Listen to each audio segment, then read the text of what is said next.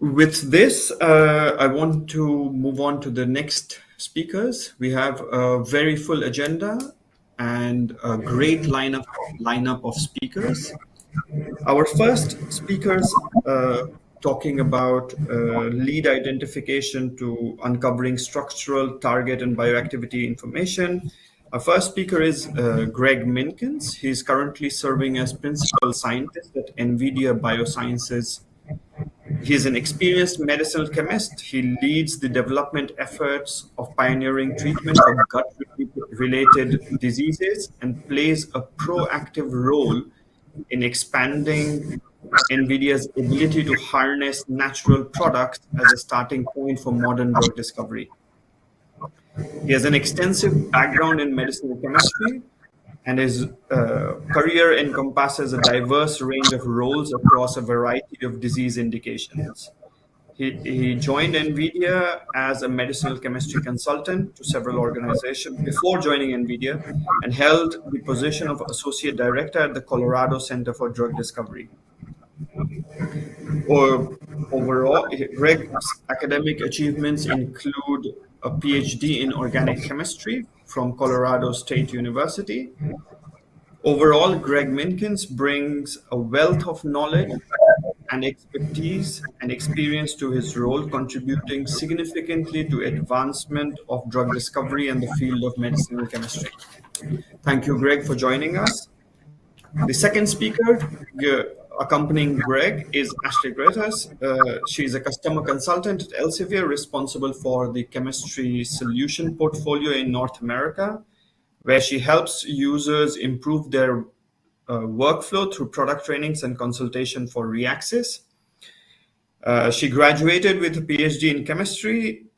She holds a master's degree in chemistry as well, with a focus on forensic biochemistry and a bachelor's degree in biochemistry. With this, I hand over to Greg. Thank you very much, Greg and Ashley. Okay, well, thank you very much. I appreciate the opportunity to be part of this user day, and I really appreciate, so I want to thank the people at Elsevier and Reaxys for giving me the chance to be here, and I appreciate the kind introduction. So for today, what I'd like to do is talk to you a little bit about how we, as a medicinal chemist at Enveda, how we kind of approach natural products-based drug discovery.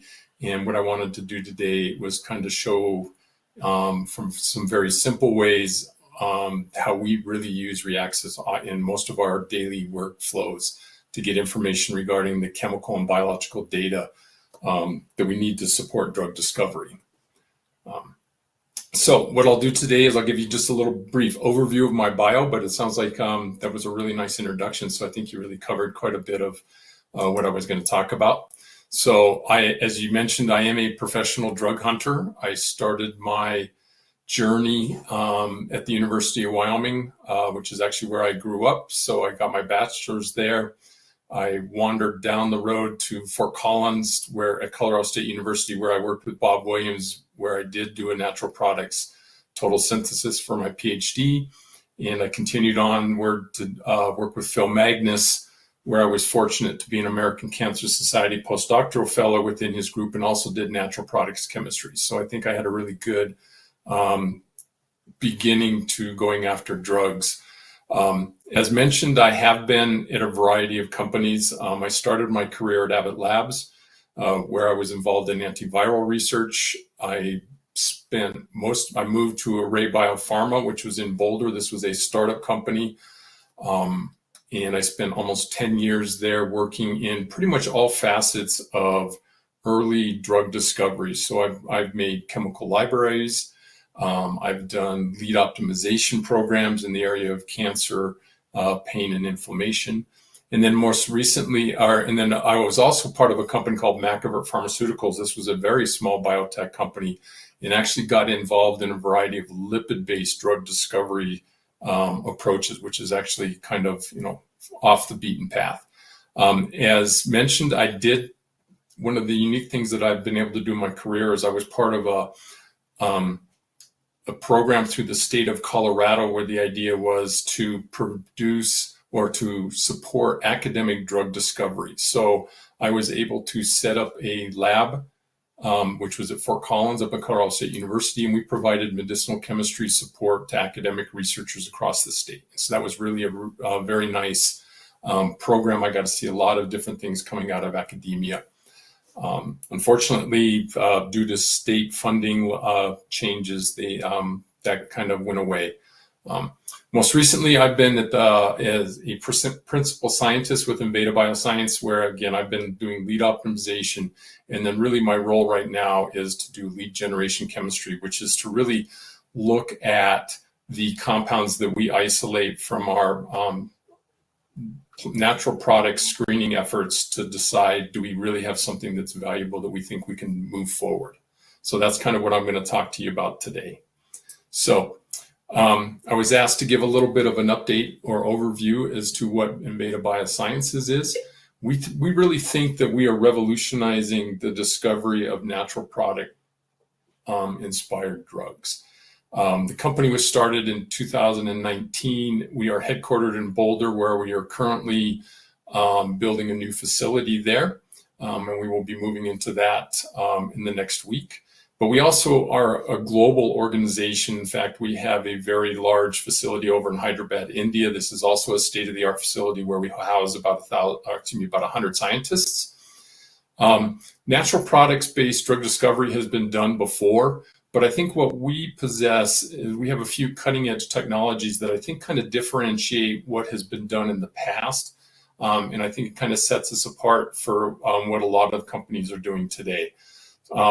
We have in-house, we have a proprietary knowledge graph. This is a platform that allows us to connect plants to compounds to diseases.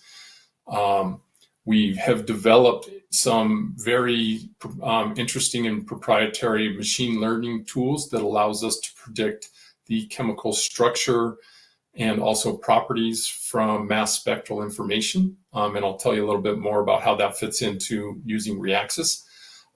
We have developed some innovative handling of plants and fractionations, as also high throughput screening, which allows us to, I think, screen at levels and in quantities that hasn't been done before.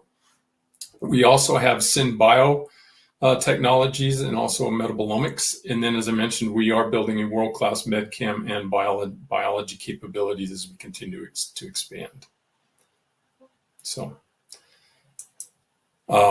So obviously, I'll give you a little overview of our drug discovery process. So again, you can't be a natural products company without starting from plants. So we go out and we look for bioactive plants. These are either plants that are well known in the literature and broadly described as being biologically active. We also look for plants that might be involved in a specific disease that we're interested in going after and treating. So the first step in our process is to take these plants. We make extracts from each plant, and then each of these extracts is then hyperfractionated into these 1536 plates. And from here, we do a couple things. These plats, this is all done in parallel. The first part is we do typical screening, high throughput screening. We can do phenotypic responses as well as target-based assays. And we can basically, as shown here, you can generate some very high quality bioactivity data. And at this point, we call things features, because essentially we know that there's something in the extract that's in the plate, but we don't know of the actual structure at this point. So we call these features, all right? To help get information about these features, these plates are also concurrently analyzed by mass spec. So we collect MS2 data on pretty much everything that's in each of these 1536 wells.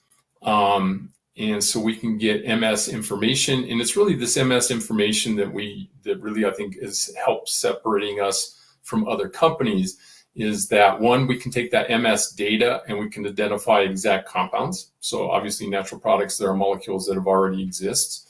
But really, I think what really gives us a unique leverage is we have the ability now to do some predicted structures and come up with predicted properties based solely on the MS2 data.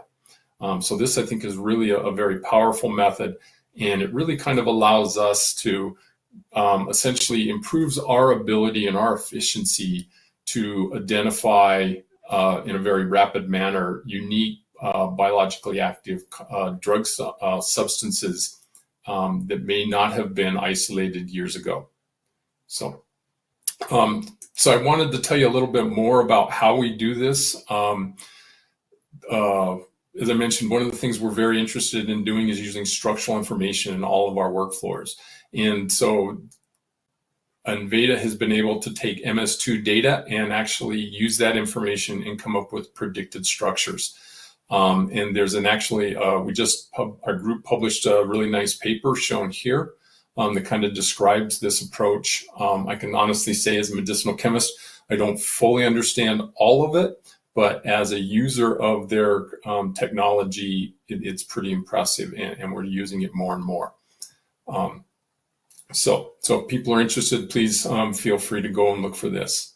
The way we use structural information is shown here. So obviously, once we get the mass spec information and we can generate a structure, we can then use that information to go back into our knowledge graphs. So you can see here where we can go back and look to see, are there other plants that have these related compounds, which means we could then maybe go screen those more effectively. We can also go and see if there are other diseases that have been associated, or if there's any report associated with a specific target, or excuse me, a molecule. And then also we can go out and find other compounds that are related to these compounds. The other way structural information is very useful for us is we can take this information and we can go out and we can use it to refine and improve our ability to do follow-ups on the screens that we do. So for example, in this diagram shown here, these are the results of an initial HTS screen. And because we can now get predicted properties or structures, we can take this whole data set and we can cluster them around the properties or the structure. And that really kind of helps us to decide where we think there might be more promising areas to look at. So for example, we may want to go after all these compounds that cluster in the green as something we want to look at, whereas we might want to avoid a large set of this collection where we just don't think that the structures are interesting or the properties are not what we think are drug-like. Let's see here. So then lastly, the way we really kind of use this is in virtualization. This is a process that we are using more and more in where we can take a predicted structure. So we've run this plant, we've got a mass spec, we think we have a structure, but we may not be able to isolate it. So we can go out and using that structural information, we can go out and search the known chemical world to identify, is that compound actually been reported before, as well as also identify, as shown here in the lower right, compounds that we think are similar that we can buy and then go back and test. So we can actually try to do SAR based off of a virtual structure. And so this is really, I think, a very powerful way for us to really expand on how we can go out and look at natural products. So that's sort of how how Enveda operates, and a little bit about what we're doing. So how we use information, we get information from a variety of sources. And I don't think we're different than any other company. There's a lot of ways to get information. For us, it's Reaxys and CAS are the two programs that we use probably most extensively. We use a lot of other databases. So for example, Coconut is a natural products database that we use quite extensively. Obviously, PubChem is important for us. And then there are other open source platforms that we can use to get information. So, all right. So since we're talking about Reaxys today, I think I should kind of get into and tell you a little bit about how we use Reaxys to gather information. And I think Paloma covered a lot of these topics very well, and it really kind of highlights why we're using Reaxys. we want to know information about the compound. Specifically for us, is this a known substance or is this unknown? And in either of those situations, we also then want to understand what is similar, out there that we can get a hold of. We do our chemistry group in India on a daily basis takes advantage of the chemical synthesis capabilities of Reaxys. And so I won't really focus on this today, but this is really a very important tool for us. More so from my perspective is I also use Reaxys to really gather some information on the biology of compounds, whether it be a specific target, or maybe we're looking for maybe some broad searching where we're just trying to understand, here's a compound, what has it been shown to do?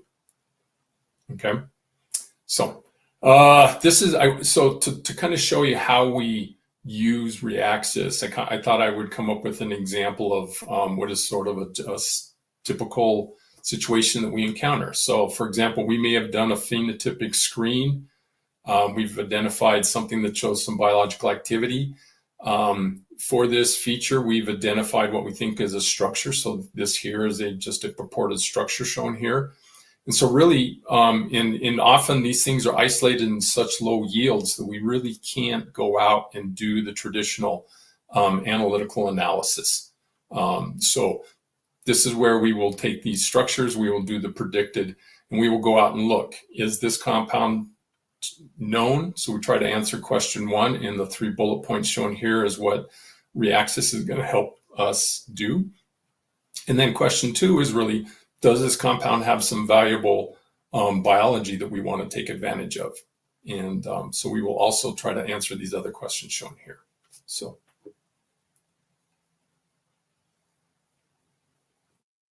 let me tell you a little bit about how we use and identify the structure. So I'm sure for most people that are listening to this, you have done this. This is the most straightforward way to look for structures. You do an exact structure search, and we actually draw in the exact structure that we've predicted. We look for it, and in this case, what the results from Reaxys will tell us very quickly is, do we have something that is not known? So this is what it shows here, that the structure has been unreported. However, it also shows you that there's some similar compounds that are available. Probably a better search that we use often is to do the similarity. And so again, you start with the exact molecule, the exact chemical structure you think we have, but we'll look at it as a similarity. And in the middle here are the results that you get from the similarity. And what I wanted to highlight is the similarity search, and it basically encompasses what you get from an exact structure search. So we will use the similarity search. It's just a little bit broader way to collect more information. From that, I think it's important to understand the tools that we're using.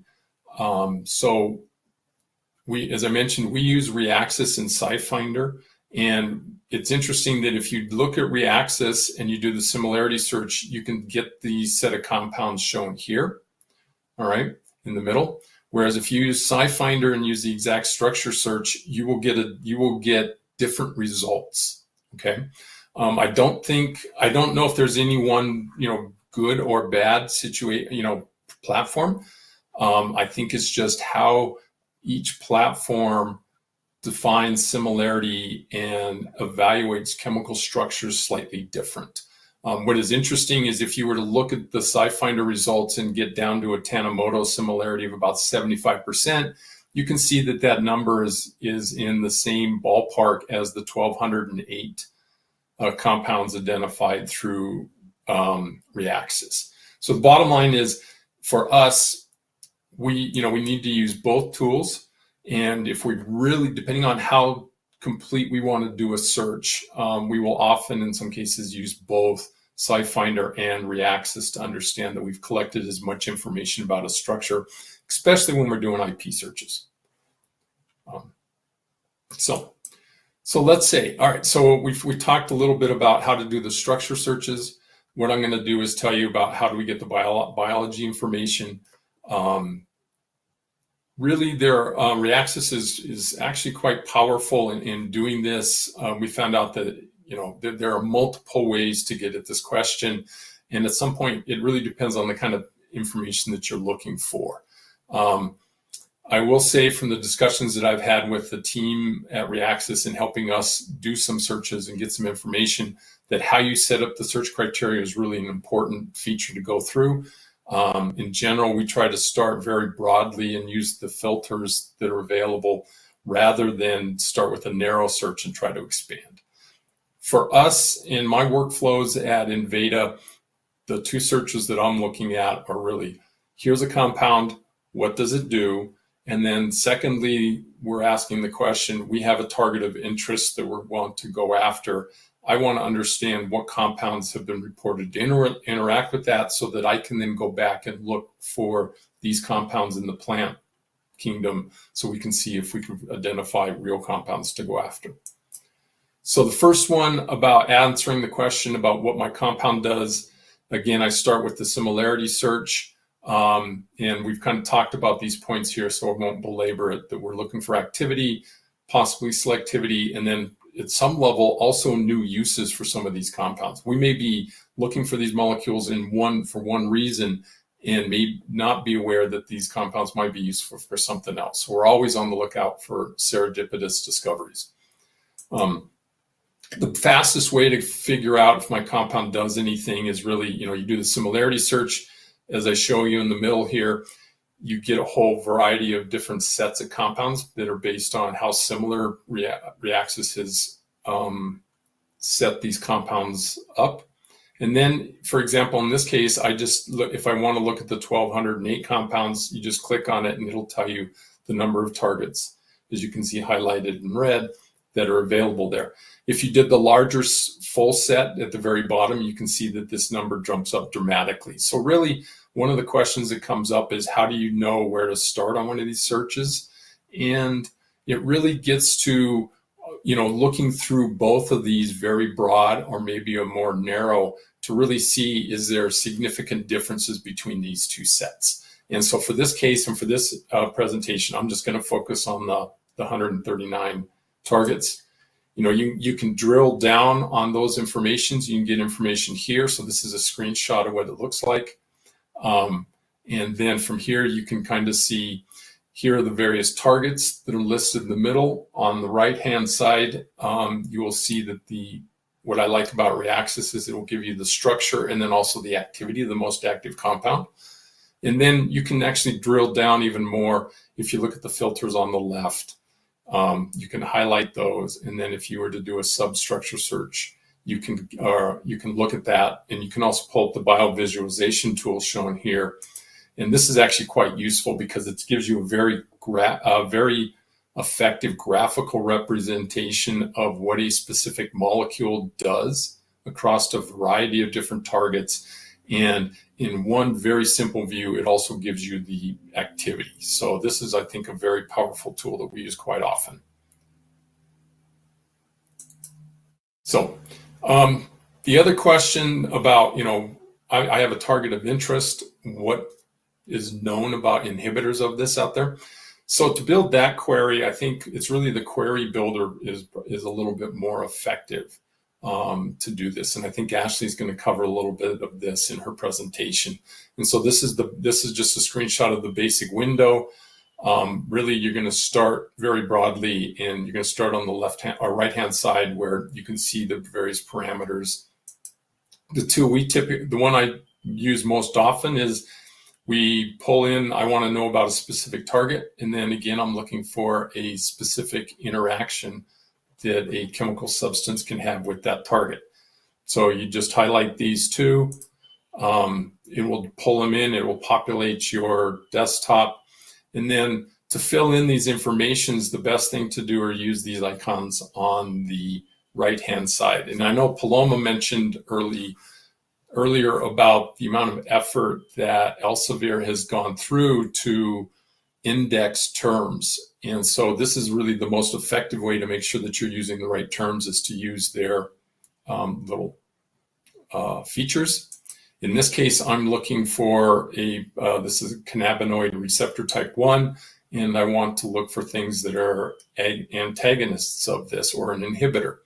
And so you can build your query, and then if you come up to the boxes on the upper right, you hit substance, and it will truly give you, in a very fast manner, here's all the substances that have been reported to have activity against this target.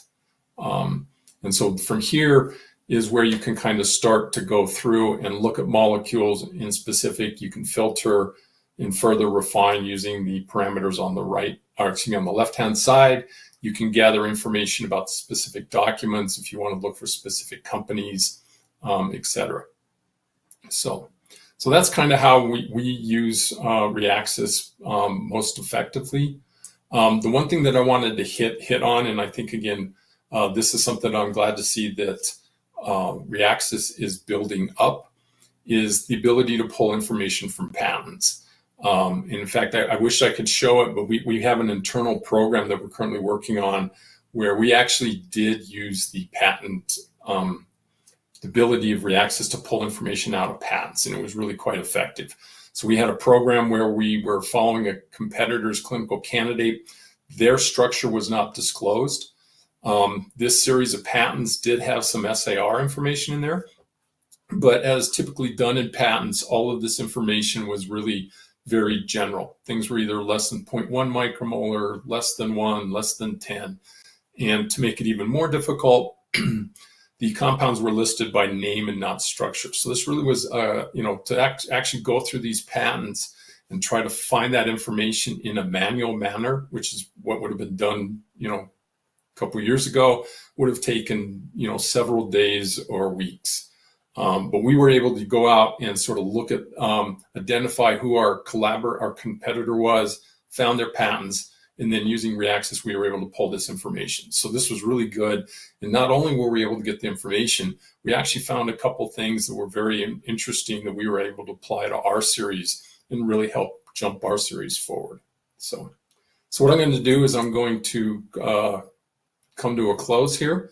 So in summary, I want to say that, I hope I've shown you today that,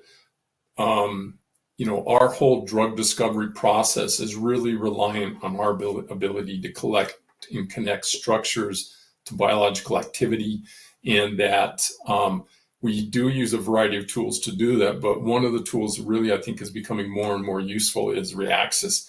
And for the reasons shown here, we will continue to use it. And it's a very powerful process. And so I just want to say thank you, and I'll take some questions or comments.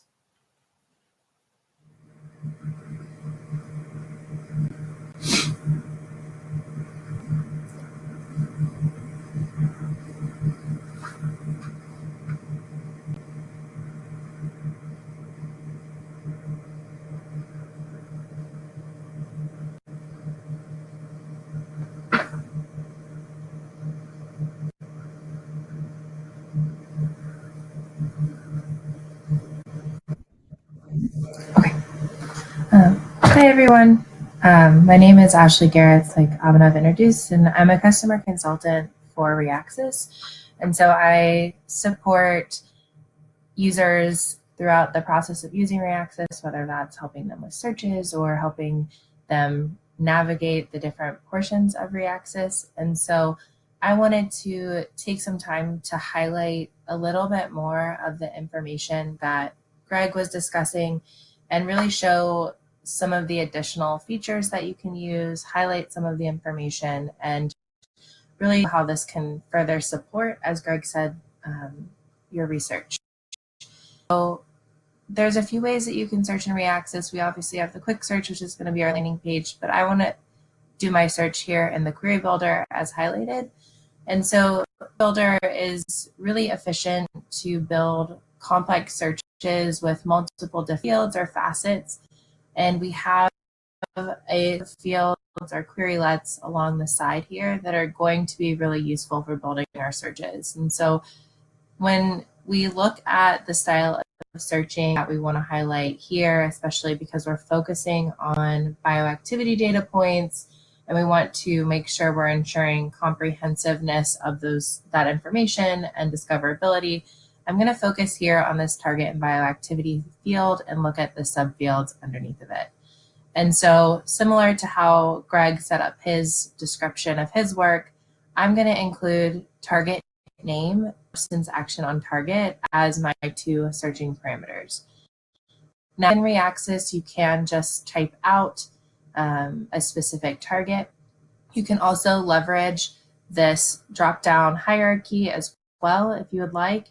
You can look at different targets, you can look at their classes, all of that information. You do your searching and populate information. This can be really helpful. You can also enter a search term here. So if you're looking for a specific receptor, you can add that here. In terms of the search, I'm going to go ahead and just type out what I'm interested in seeing. And I'm going to do tyrosine kinase receptor. And the same thing of looking at this setup here, you do the same for your substance action on target. And I'm going to go ahead and just look at inhibitors. And so you can see we've built our query here. There are other querylets or fields that you could add if you wanted to look for a specific subset of data. So maybe you want to dive into that patent specific data. You can use the search field here at the top and type in patent. This is going to pull all of the fields that are related to our patent specific data. If you have a patent year, all of that. If you know patent assignee you're interested in, you could add that information.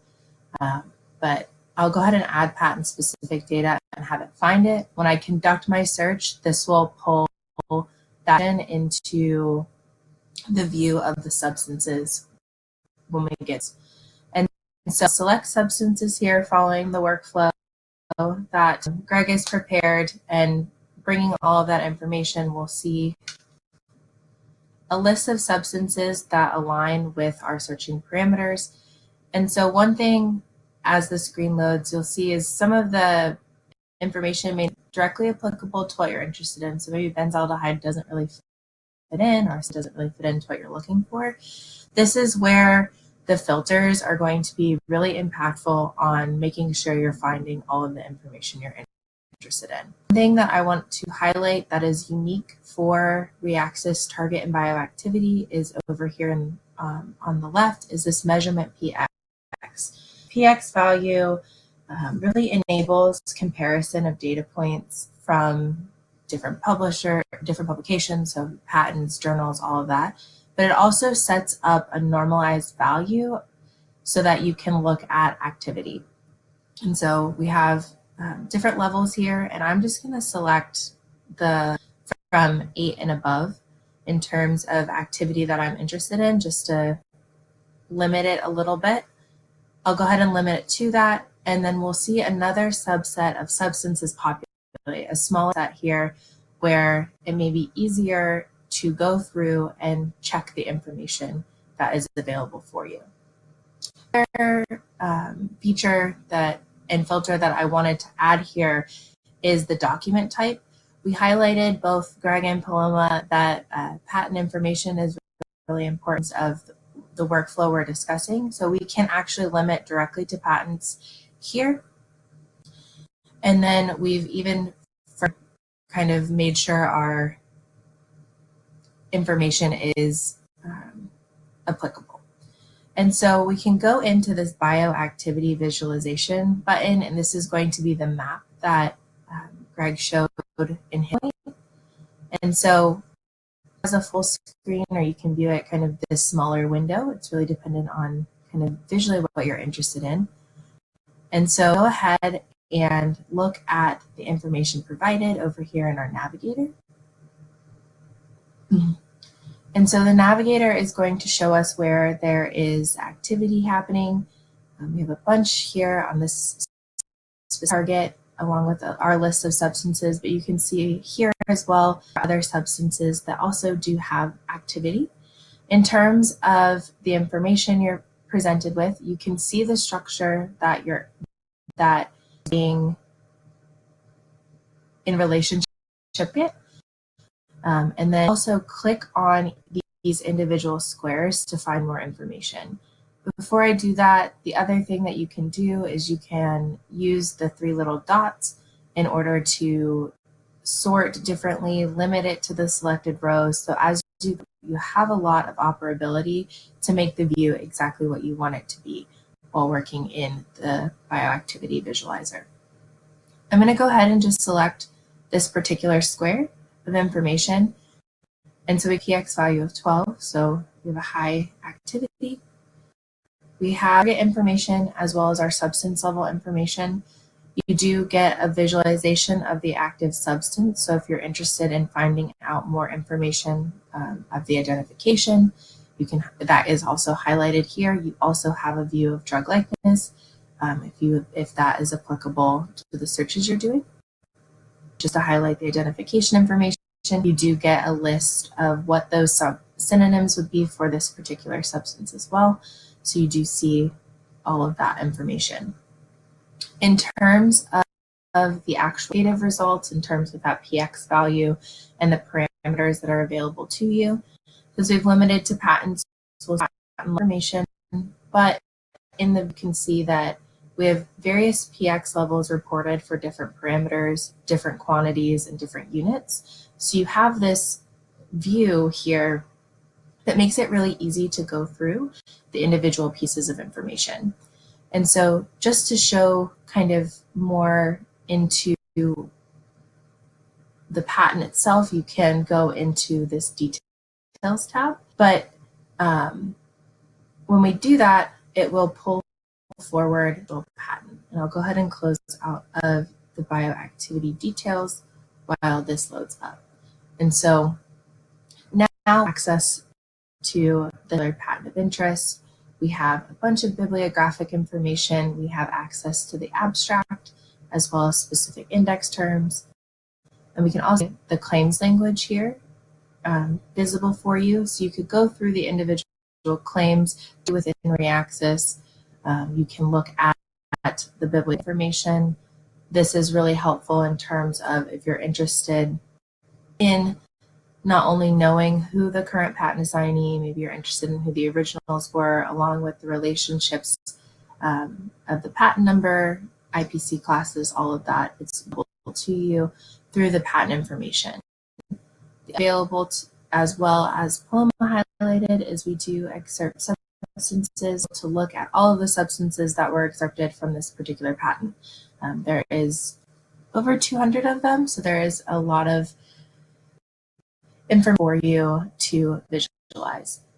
The other thing that I find really, maybe you've dived down deep into this particular patent, you're always able to use this breadcrumb searching along the side to jump backwards, to go ahead and look at a distance and do the same thing and continue on with your workflow. So if you go into a patent and you say, okay, I need to look at more information, you're still able to do that. So, and again, that information is going to be highlighted as we say here. And so I'm happy to take any questions on this, show any more on the information here, and I'm happy to continue the discussion.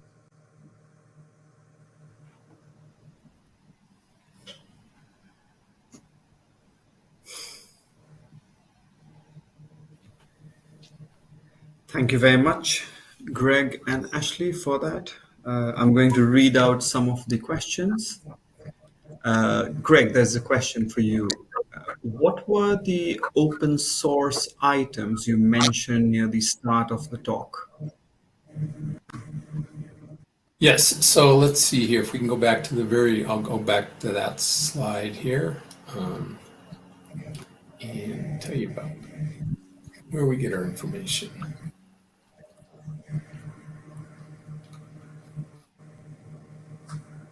Here it is. Okay, can you see it? So there are several that we use in terms of, so there's Reaxys, CAS, PubChem. So as I mentioned, Coconut is a database that is based on, it's probably one of the most comprehensive natural products based databases. CamAble is again, it's another database that carries information about compounds, biological activity. The other one, Swiss Bioisosteer, is an interesting database where you can go in and look at compounds. And if you wanted to understand, let's say somebody had a molecule, and let's say they had a triazole that they wanted to replace. You can go in and actually look for bioisosteers and see how that substitution has been affected in terms of potency and metabolism. So that's something that we use quite often to look for the SAR. And then the other one, this open knowledge, this is a really interesting little database where it is an open knowledge graph. So you can ask the question, what's the relationship between, let's say, tuberculosis and a particular enzyme? And it will go out and it will pull papers together. I don't know how comprehensive it is, but it will then pull papers together and it'll show you based on the size of the circles. So you'll see like a Venn diagram what the relationship is. So it's a good way to get started in your journey. So when you're starting to look at things, as I said, when we're starting to look at targets, and I think this gets to one of the other questions that I think Adriana had here, was question number 3 about looking for information on specific biological targets that maybe nothing is really known. And so these are ways to sort of start. And to Adriana's question about, is it possible to look for specific biological targets that have not been studied in regard to SAR and Reaxys? Reaxys is really good at it in terms of even what Ashley just showed. If you want to know about a specific target, an enzyme, you can go out and you can look for substances, you can look for documents to understand a little bit about that. So you don't have to use Reaxys just for the SAR features. So I hope that answers the question. Thank you very much, Greg. There is another question. Perhaps maybe Ashley, you can take this. Does PubChem, the answer to this from Christopher is, does PubChem give different search results from SciFinder and Reaxys? So I have an opinion on that. Yes, the simple answer is yes. It does give you different search results because the sources of information are different. But Greg, I don't know if you want to add something because you use PubChem as well. And just one point on this, within Reaxys, we have integrated data from PubChem. So when you search in Reaxys, you search within Reaxys as well as PubChem. So you don't need to carry out 2 different searches. Yes, so that's exactly right. You would hope if you see so there's a couple pieces of information that we pull out of PubChem. One is chemical structure, CAS number, all right? And that should be consistent through all the databases, all right?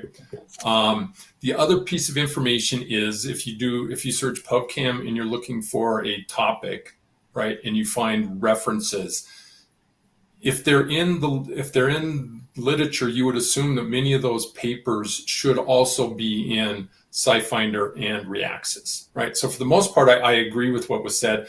You should only have to do one search. You really shouldn't have to do them all. But, we will start looking, just to be complete, we kind of do try to search a little bit overall. So. Thank you, Greg. Ashley, perhaps this next question from Leah for you. Does the activity list also have a source? I know you showed it in the demo. To see where and when the activity was discovered, read more about it, context, etc. So you have access to the references. So since I limited it down to the patent space, you're seeing just the patent level information. But if you were to remove that limiter, you would still be able to see if that information is coming from articles or anything like that. You'd be able to see information as well. And so you could see all of that info and was brought in by viewing those individual pieces of information.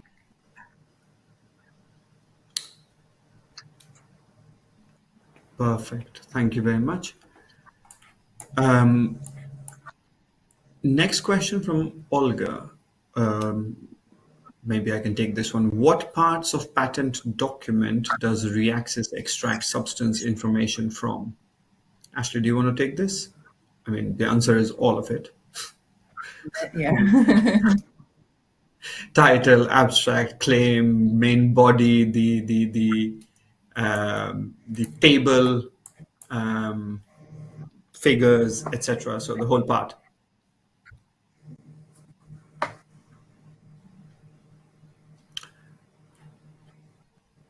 Next question again from Olga is indexing done manually or is some kind of automation used? Just thinking about this. So the index My term. understanding is, my understanding is that Reaxys does a little bit of both, or mostly they do both. So they can do large scale, and I think Paloma mentioned that early on that they are getting better at doing AI. But we have had instances where I've had a paper where the compound, we found a paper, found some data that was not in Reaxys, and we talked when I asked what was going on. Yeah, they said it had not been manually extracted. So they do a little bit of both. And I would say that both of these approaches, they're not 100% complete. And I don't think any of the databases are, get all the information all the time. So, Absolutely. and then So just to add I a bit see of there's color to just to add a bit of color and context to Greg's comment, within Reaxys, we have both the automated or programmatic extraction. There's nothing automated. Everything is programmatic. Human beings have to put an effort in training the model. So everything goes through, all the patents and journals go through this programmatic extraction. So you get the title, abstract, bibliography, claims. We have developed image recognition technologies and named entity recognition technologies and really focused a lot on natural language processing and natural language generation to quickly bring the relevant chemistry, relevant information to you as fast as possible. That's what programmatic flow gives us. But then the really relevant documents, such as patents from US, European Union, World, Japan, China, Korea, or articles from really important journals like JACS, JMC, etc., all of them, they then go for manual indexing as well, because as Greg has said, there is no one solution can do everything. You cannot have enough chemists in the world, enough chemist PhDs in the world who can read such complex documents and extract all the information necessary. So you need the combination of machine and human experts. Even if we recruited all the chemists, all the PhDs in the world, we cannot deal with the amount of research publications and the amount of patents that get published every year. So we require both of them, and that's why we invested close to double-digit millions in building and training those models to allow us to do that. And importantly, there is no machine in the world which can do what, for SAR, what is the holy grail is to be able to link the target structure and the activity reported. Because your target will be reported in paragraph 1, your structure will be reported in paragraph 50, and your activity will be reported in a table. There is no machine in the world which can do this. Fortunately for us, or unfortunately for us, we require human beings to actually read through that and link this, create this golden triangle of linking.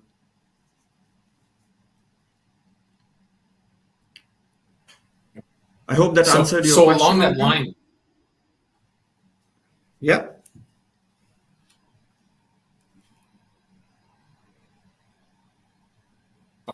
Yep, I think I guess what I was going to add is there's a question about data. So if you write the name of, how can I write the name of an organic compound?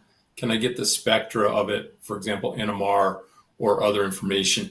And I would say that yes, you can. Reaxys will do that.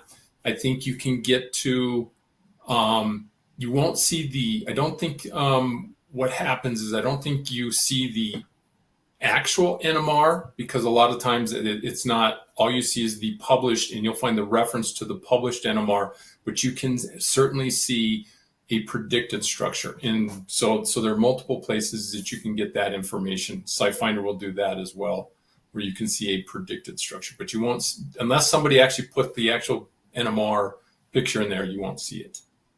So. Ashley, there's a question for you. Can we see just exemplification structures with activity results from patents, not all the substances?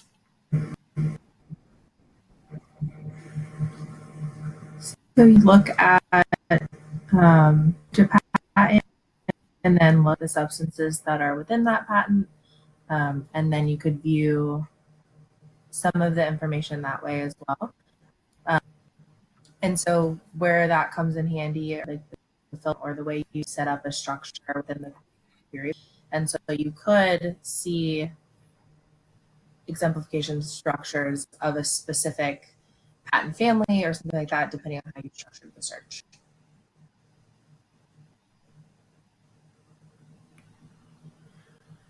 Last but not the least, there's a question about, can I set up an email alert for my searches? Ashley, do you want to take this?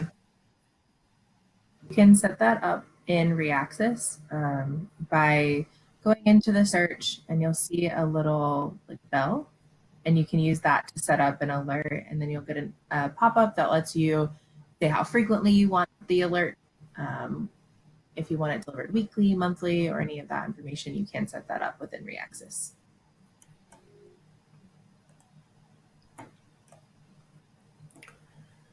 Cool. Do we have still some time, or